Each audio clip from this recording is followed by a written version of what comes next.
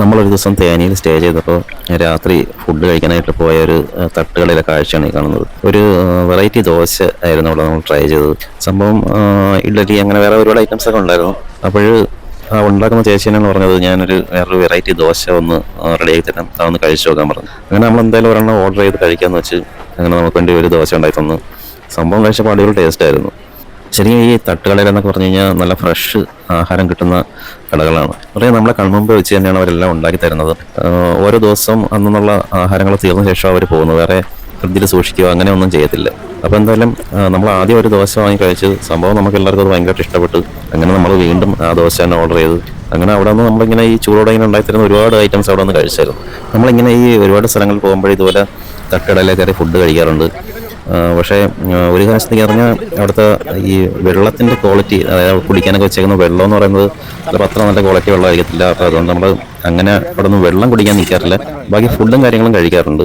അപ്പോൾ നല്ല ടേസ്റ്റുള്ള ഫുഡും നല്ല ചൂടോടെ എപ്പോഴെപ്പോഴും തന്നെ റെഡിയാക്കി തരുന്നതാണ് ആ ഒരു തട്ടുകട സ്റ്റൈൽ എന്ന് പറയുന്നത്. எப்படி இருக்கு? நல்லா இருக்கு. நல்லா இருக்கா? அடிபொலி அடிபொலி சூப்பர்.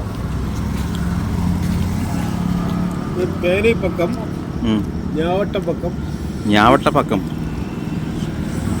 தேனி, இந்த குருமுளகு தேனி ஜங்ஷன் குருமுளகு முன்னாடி இருக்கு.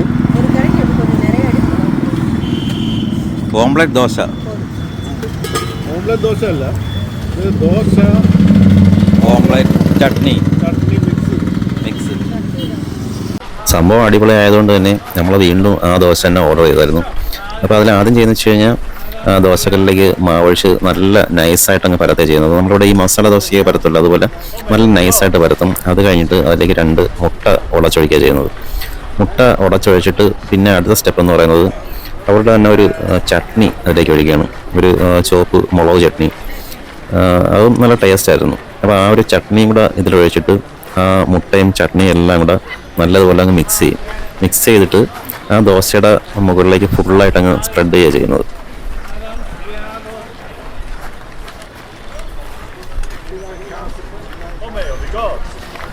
അങ്ങനെ ഫുള്ളായിട്ട് സ്പ്രെഡ് ചെയ്തിട്ട് പിന്നെ ചെയ്യുന്നത് വെച്ച് കഴിഞ്ഞാൽ കുറച്ച് കുരുമുളക് പൊടി അതിന് മുകളിലേക്ക് മൊത്തത്തിൽ വിതറുന്നുണ്ട്. അതുപോലെ തന്നെ പിന്നെ ഉപ്പിൻ്റെ വെള്ളം വെച്ചിട്ടുണ്ട്, ആ ഉപ്പ് വെള്ളം അതിന് പുറത്തായിട്ട് ചെറുതായിട്ട് സ്പ്രെഡ് ചെയ്ത് കൊടുക്കുന്നുണ്ട്. അത് കഴിഞ്ഞിട്ട് ദോശ ഒന്നുകൂടെ ഒന്ന് മറിച്ചിട്ട ശേഷം നമുക്ക് ചൂടോടെ നമ്മൾ കഴിക്കുന്ന പ്ലേറ്റിലേക്ക് എടുത്ത് തരിക ചെയ്യുന്നത്. സംഭവം എന്തായാലും അടിപൊളിയായിരുന്നു. ഇതിന് വേറെ പ്രത്യേകിച്ച് കാര്യങ്ങളൊന്നുമില്ല, നമ്മളൊരു പേരിട്ട് ദോശ ഓംലെറ്റ് ചട്നി എന്നോ ദോശ ചട്നി ഓംലെറ്റ് എന്നോ അങ്ങനെ എന്ത് വേണോ വിളിക്കാം. എന്തായാലും സംഭവം സൂപ്പറായിരുന്നു കേട്ടോ.